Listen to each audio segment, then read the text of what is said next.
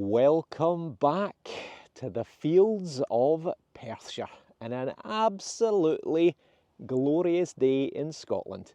I'm sheltering under this little oak tree to try and get a little bit of shade so I can record my intro, but it's going to be an absolutely glorious day. And guess who's forgotten his hat? Thankfully, I've got some sunscreen on. So I'm back out, and it is that time of year that metal detectorists can't wait for. The harvest is underway, and in actual fact, you might hear a tractor which is up on that hill just now, which is another of my permissions, which is harvesting and baling the barley as I speak. So I might even get out on that field later on today. It was a really good field when I did it last year. Produced quite a number of silver coins, so I'll definitely be back out there. I want to stay out the way of the farmer for the moment, but as soon as he's finished, I'll be on it. Right, I'm going to start with this pea field, which I've detected over the last month or so since it was harvested. It's produced some good finds, historically and in the last month or so, including some silver. So anything is possible. As ever, if you're not already subscribed to the channel, then please hit the button and help support the channel's growth.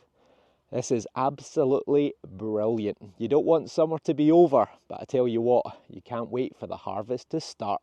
So let's go and see if we can find any treasures.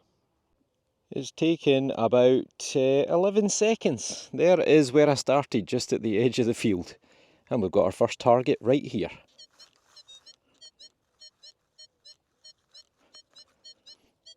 $59.62. How is the ground? Not bad at all. Surprising, because we've not had a lot of rain the last few weeks.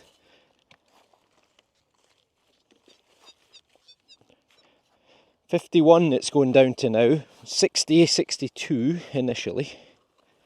And I was thinking possibly a button.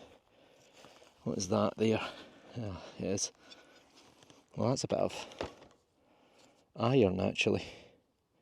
But it might be part of a berry clip, so that's maybe what's giving me the signal. Right, back to you in a second. I'll see if there's any other targets there. Another spade fell out, because there was another target. And now it's reading 79. So, a button, maybe. No shank.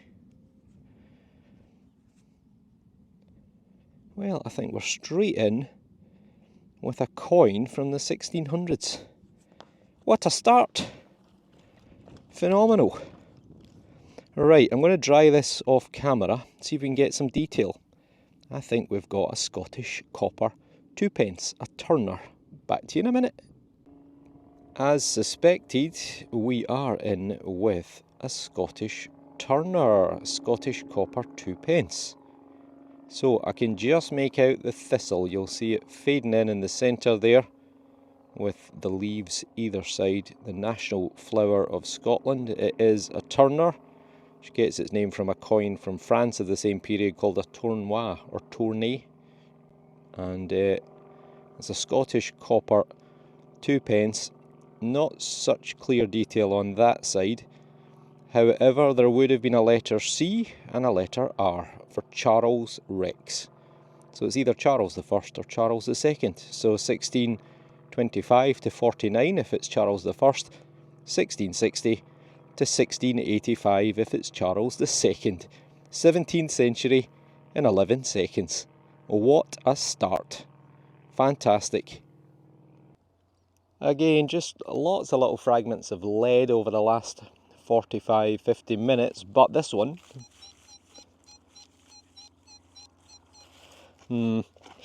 is just a wee bit on the tinny side, but 82-86.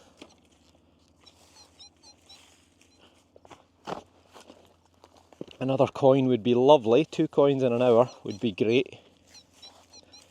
Got my doubts though. Oh, come on, spade, get in the ground. There you go. Oh, right.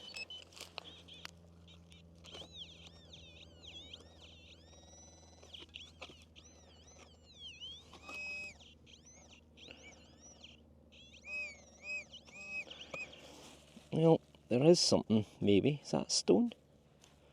Nope, that's a stone. No, it's not a stone. Probably you're all looking going, why aren't you using your wee knife, John? Oop, dropped it.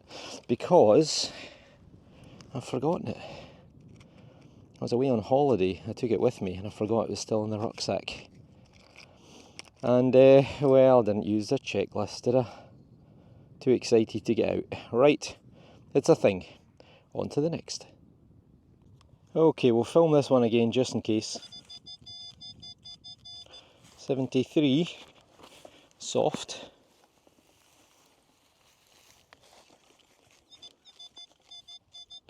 And out.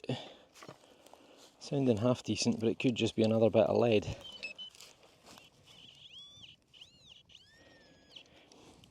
Oh, well, I was going to get a clod shot there, but it's not in there. Oh, well, there you go, folks.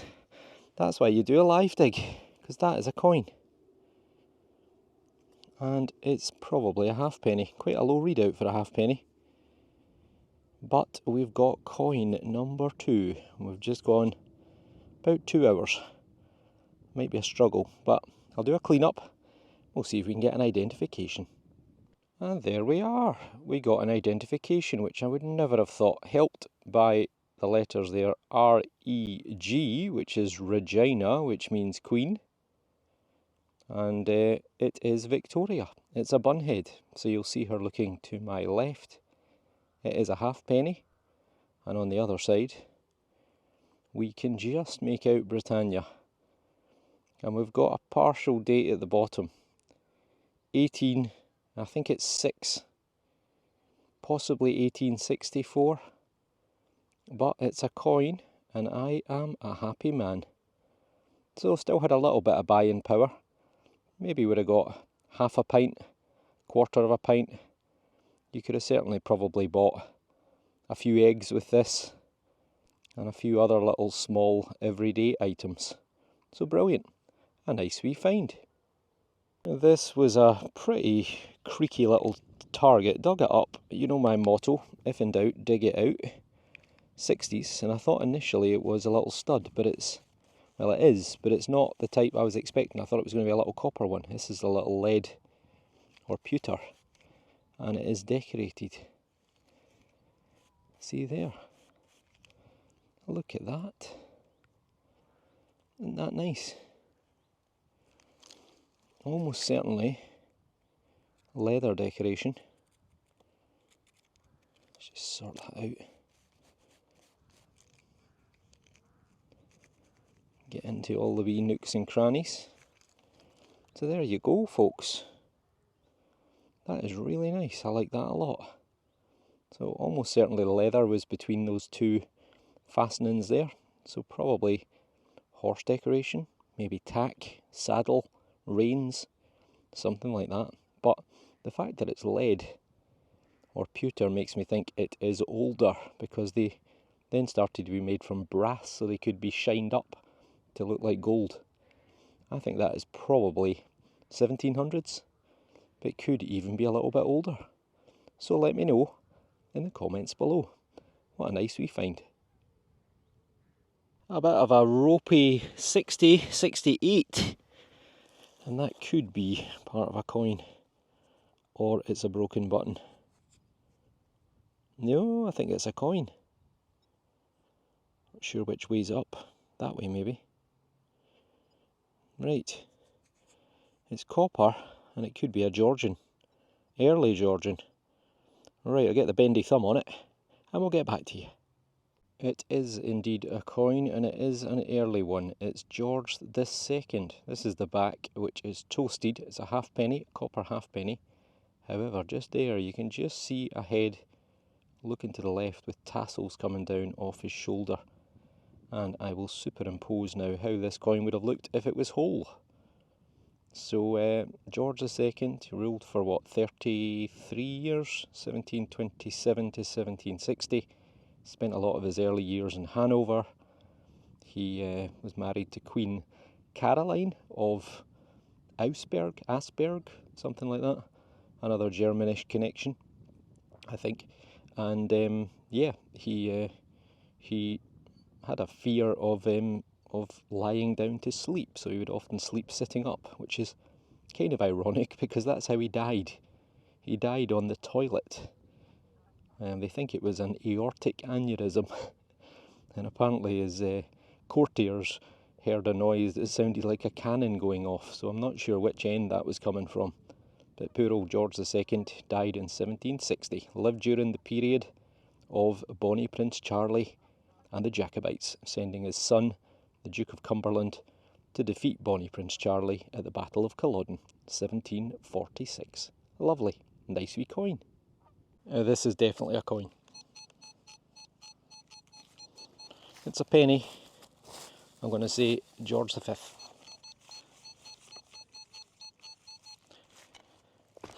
Right under a power line.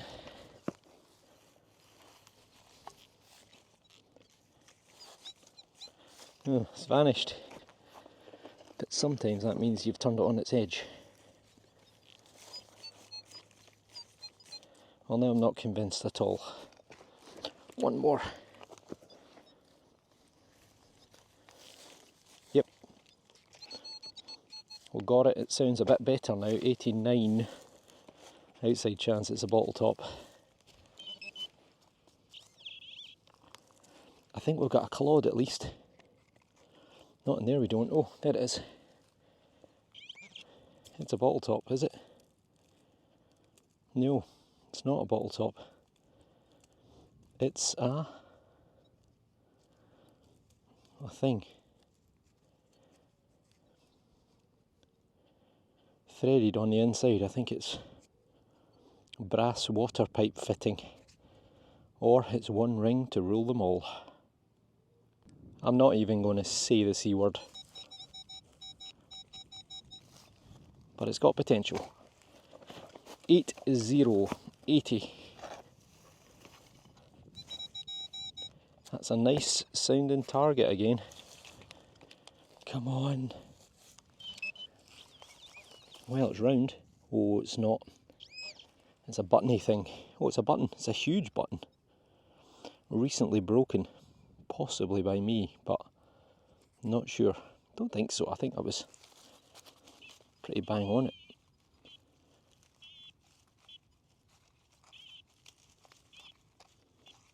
Well, there might be another bit of it there, but I'll have a check in a minute. Right, might be decorated. Clean this up and get back to you. Well, hurrah, it wasn't me that broke it. The other target was a tiny little bit of iron, but that is a huge button. It's a kind of tombacky type, but it looks like it's made of copper. I think all these little blister marks are not decoration. I think that's just corrosion because they're on the back as well. But then again, maybe that's the way it looked when it was made. Date-wise, probably the very end of the 1700s into the beginning to maybe the middle of the 1800s. Some size of button though. This is a screamer.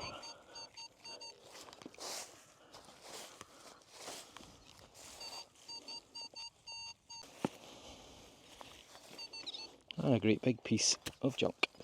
I'm so mad at myself. I just, not a minute ago, dug up this huge piece of aluminium, screamer of a 95.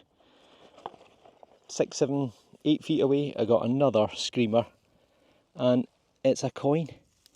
There's the imprint right there, complete with green flecks, and it is a great big, probable Georgian copper. It looks like a really, really nice coin.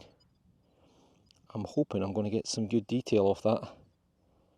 Right, we will dry this out gently, but so far it's looking pretty good. Amazing. Well, we can get an identification. That is an absolute beauty. A massive, massive George III penny. He ruled from 1760 to 1820. I think it's probably in that first half of his reign, sort of 1760 to maybe 1800 kind of period, because the cartwheel penny came in 1797, so I'm guessing that probably replaced this coin, but I might be wrong. I'll need to look that up. But it is an absolute cracker of a coin. So you can see Britannia on that side, and George II, that half coin that I found, the broken coin, wasn't his father. George II was his grandfather, because George III's father was Frederick, who was the Prince of Wales.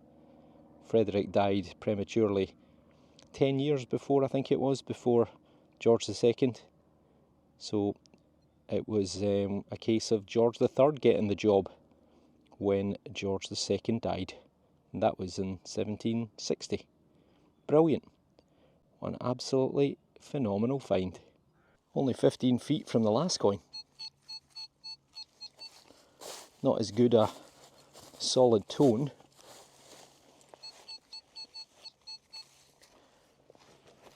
'88, '89.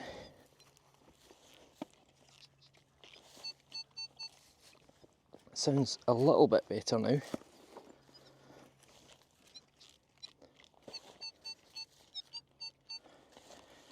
In the front, I think. Let's try that one. Nope. Ugh, not so good now. Let's see.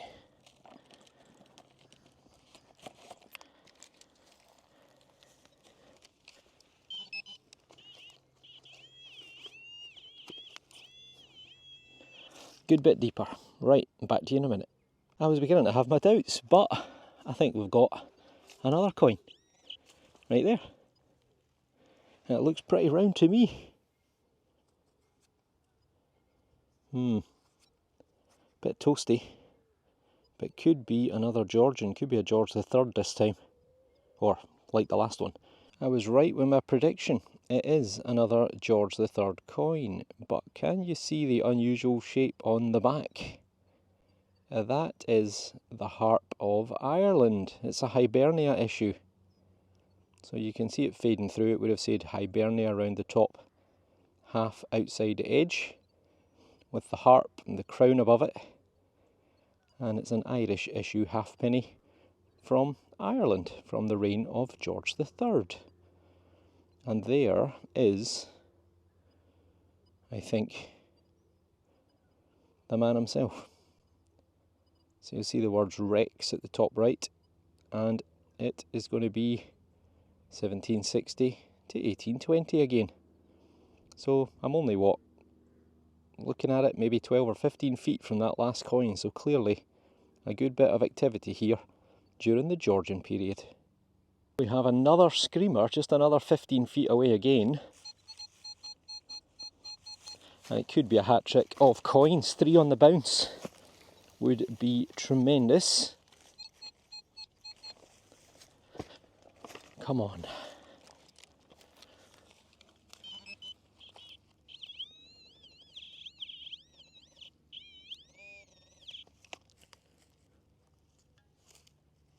No.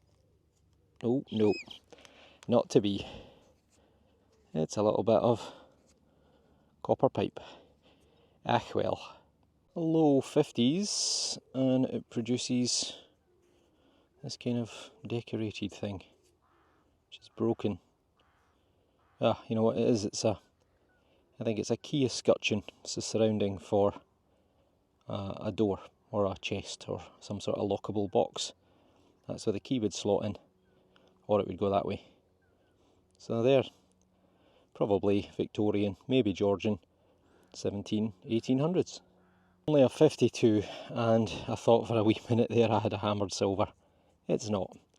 It's the tab for a ring pull.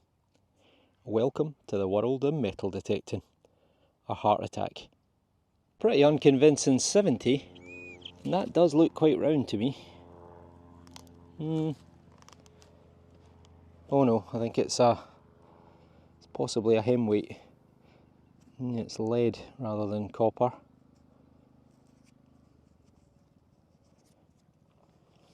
Maybe the top off of an old tube of toothpaste even, because they were made of lead alloy back in the day as well.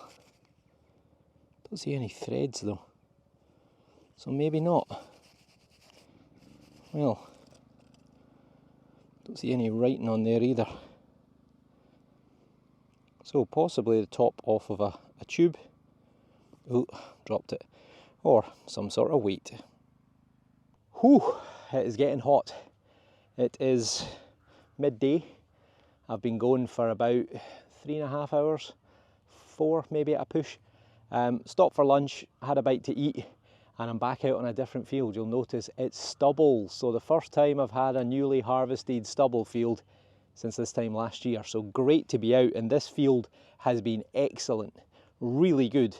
Not so much for me, but Pete had a gold coin off it, which was a Victoria, Queen Victoria gold coin. Pete also had a phenomenal James VI of Scotland, so that's the son of Mary Queen of Scots, a silver coin. I forget what it was called. I think it was maybe like a merc or something like that. But James VI is a young boy or a young man dressed in a suit of armour. Stunning coin. I'll put a picture of it just up here. So that came off this field. We've had William III silver off this field. We've had some really nice copper coins off this field. Georgian, William and Mary, William III. So anything is possible. Again, I've walked about 11 strides and we're in with a target. 75, 76. Ooh.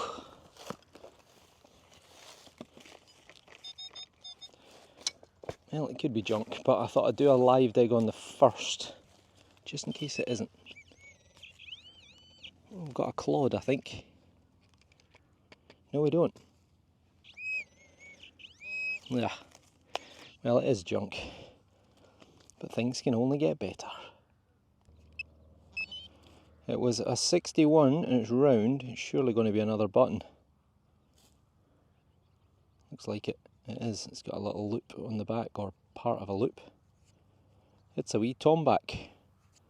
It's got that shiny look to it. The type that makes you think you got a hammered coin sometimes, or an early milled. Goes that same grey way.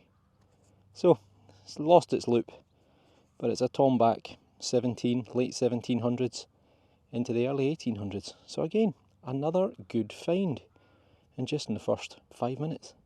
A nice one. Going up to 93, 94. I do remember historically this field had a lot of bottle tops,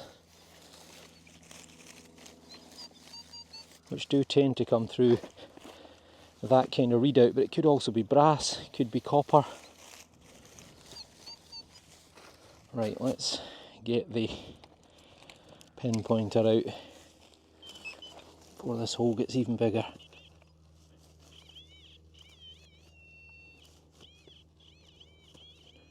Okay, I'm going to turn you off and get back to you.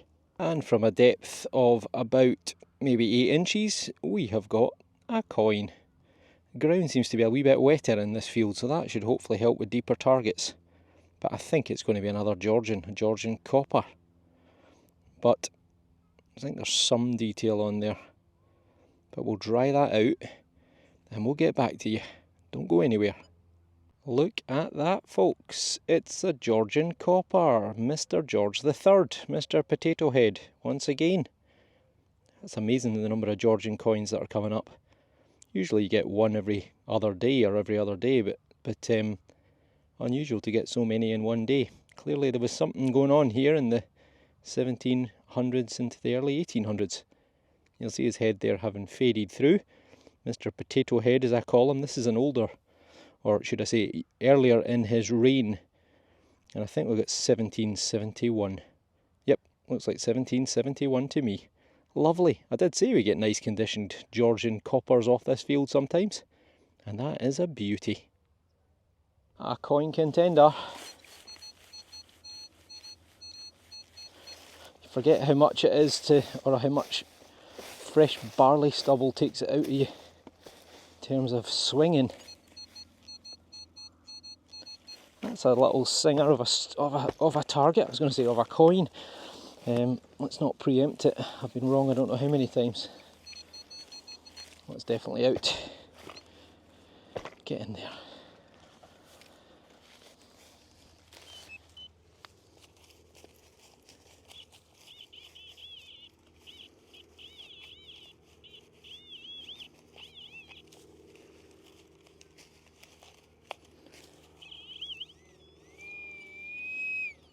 Oh, oh, oh! I think we've got a silver. We've got a silver. We've got a silver. Ah, that was a surprise. Wow, that was not as crisp as I would expect for what is probably a sixpence. In fact, no, you know what? It could be a shilling. What is it? Pretty sure it is a silver. It is maybe a Gavilimus. Maybe. The sun is actually too bright to show you it properly. Let's get the water bottle out for the first time today. You beauty. It is a silver shilling, I think. An old 12 pence. There you go. It's pretty smooth, but I think that is William. William the III of England, William the II, so it's going to put it sometime 1688 to 1702, give or take. Seen better days, but it is a silver coin and it's 17th century. Right, we'll give this a clean up, see if we can get a way to film it without too much reflection. I don't really know how clear this is going to be because there's just so much brightness. If I hold it in the shade it looks like it's too dark to see, but you should see the little quiff up the top here. And you can just see, I think it's VS, Gavilimus, William. William of Orange, Stadtholder of the Netherlands, seized the throne in the Glorious Revolution, as it was known by him and people on his side, because the victors write history. And Glorious Revolution basically overthrew James VII of Scotland, who was James II of England. He was Roman Catholic. A lot of people didn't like that. He was deeply unpopular, and so resulted in a coup. Now, William had married his daughter from his first marriage, who was called Mary, and basically he, as a Protestant and her as a Protestant, moved against what was his father-in-law, but also his uncle, because the royal family sometimes likes to marry cousins. And William III, or William II of Scotland, married his cousin, who was called Mary Stuart. And that began the Jacobite campaigns. So if you supported the restoration of James VI, you were a Jacobite, Jacobus being James in Latin, so you became known as a Jacobite. And from 1688 right through to Bonnie Prince Charlie, the grandson of James VII, in 1745-46, attempted to wrestle the throne away from what later became the Hanoverians, the Georges, George I, George II. But they were defeated at Culloden in 1746. So Jacobite silver. You can't beat a bit of silver. Jacobite era silver is even better. Mwah. A shilling of William III of England, William II of Scotland, 12 pence back in the day. And he introduced a very unpopular window tax, which was 10 shillings a year, which was 10 of these coins, if you had more than 10 windows in your house. And that act was not repealed until, I think it was in the 19th century. And that's where the phrase daylight robbery comes from, because people started to brick up their windows to avoid paying the window tax. Beautiful. Amazing. Absolutely brilliant. Tell you what, could be another coin, could even be another silver. Screamer 9091. Let's try and get that off the surface a bit. Wow, sounds good. Sounds really good. We're out. Now it's more of an 86.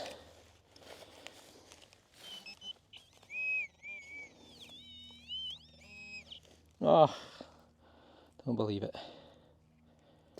It's a lid. Probably off of something like Vaseline or skin moisturising cream.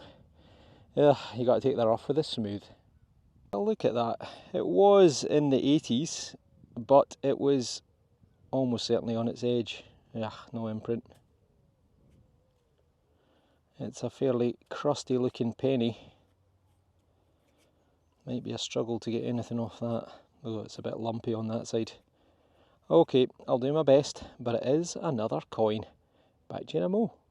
The fingers of fury have done it again. We've got a date at the bottom, the back's not so good, 1 penny, Britannia's there, the date is 1918, so the end of World War I.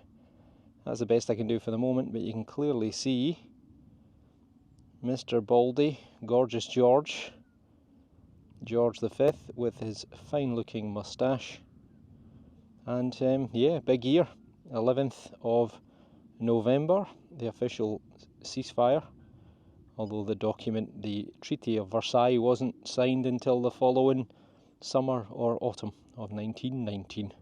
Chance of back-to-back coins again. Pretty solid 84, doesn't seem like a big target.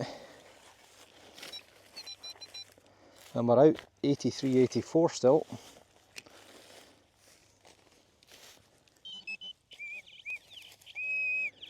Nope, it's not a coin. But it's heavy. Ooh, what is that? Ah, it's part of a hinge or a lock or something. See, it's got the holes in it. Ah, well, on to the next. Another possible coin, something just fell out there. Ugh, barley struggles, such a pain sometimes to find your targets. Because, what's that? It's a stone. Oh, there's something. Oh, it's a button. It's not a coin. But is it decorated? Well, a wee bit maybe. Okay, you know what I'm going to do. It is another old button. It's probably again 1700s, but it could be a little bit earlier. It's quite crudely made. It's sort of dome shaped, whether it's misshaped or whether it's been hit with a plough, I'm not sure, but you can just see the remnants of the loop on the back there. So yeah, probably about 300 plus years old. Another find. I suspect this could be my last target. 79. I'm digging plenty of targets. Must have dug probably 30 odd holes since I got the silver, which was a few hours ago. It's kind of vanished. But yeah, it's all been bits of lead, bits of copper, bits of junk. This could well be a bit of junk as well.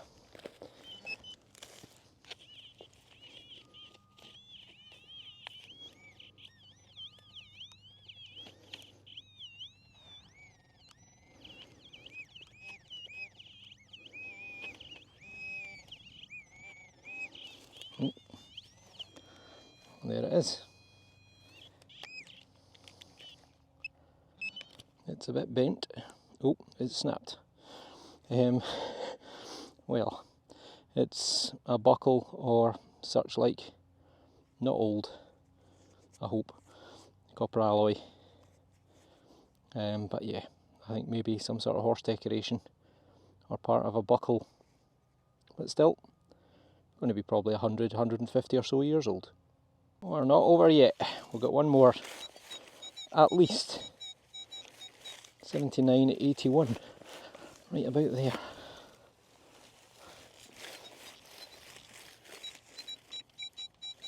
And we're out.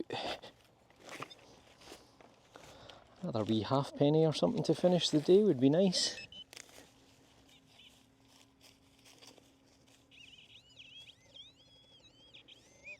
Ah! It's a silver. I thought for a minute there, I thought that was hammered. It's milled.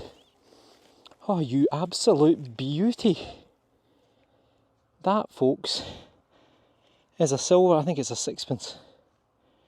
What a day.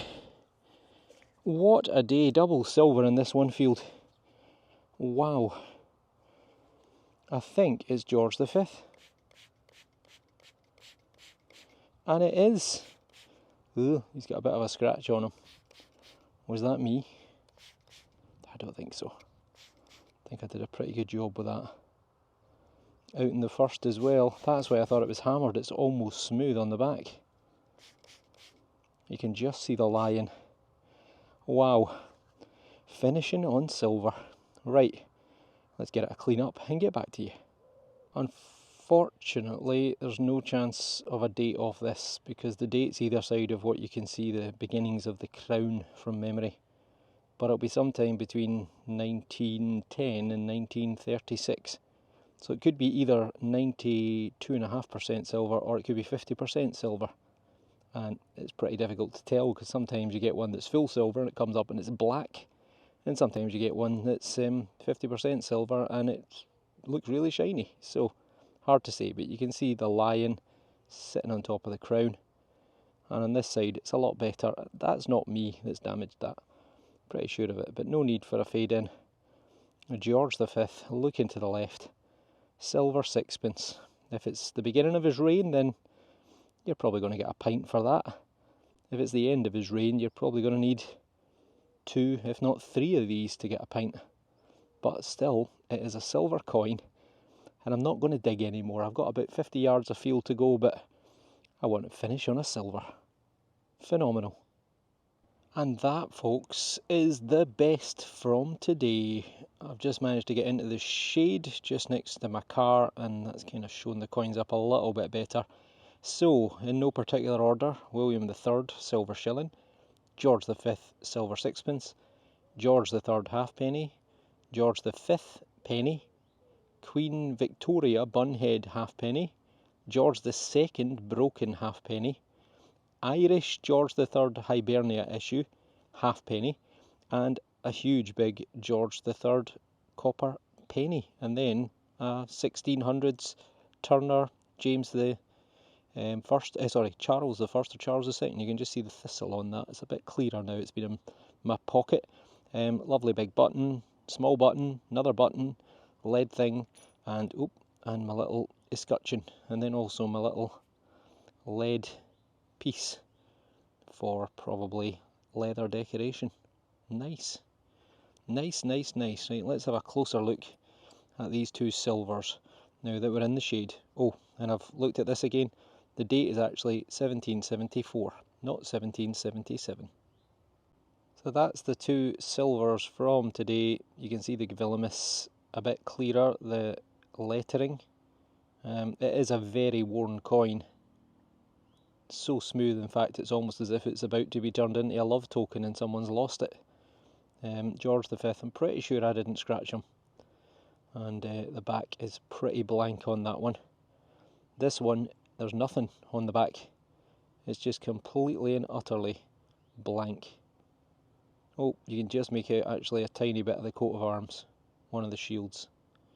So not as bad as I thought, but still not great in terms of condition. Quite a few scratches on it as well. It's been rumbling about in the ground for 300 odd years, so it's no surprise.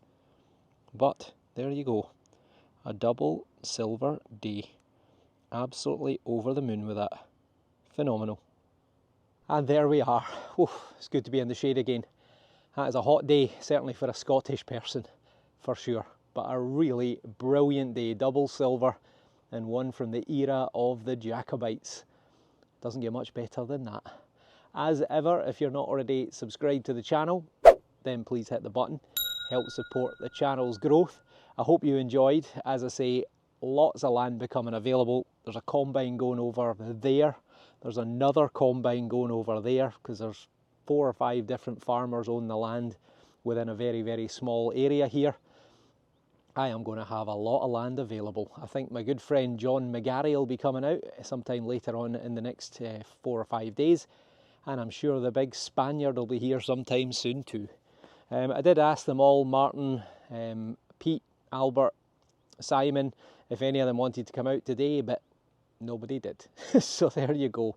Must be something I've done. Right, yeah, super. Thank you all for watching. Oh, and as I'm sure some of you already know, Digathon, unfortunately, which was supposed to be a week today, is not happening, unfortunately. It's been cancelled at the last minute. So that was the dig near York at a place called Pocklington. I gather that the owner, the organiser should I say, or one of the organisers has taken ill. So I wish him the very best in his recovery. These things happen. And I've already had a refund for the ticket and for the glamping pod, what do they call it? a yurt, for the yurt. So yeah, I wish him all the best. These things happen, but you know, there'll be other digs and there'll be other rallies. So thank you all for watching. Take care, and I'll see you on the next dig, which will be coming hopefully very soon. See you soon, and thanks for watching. Take care.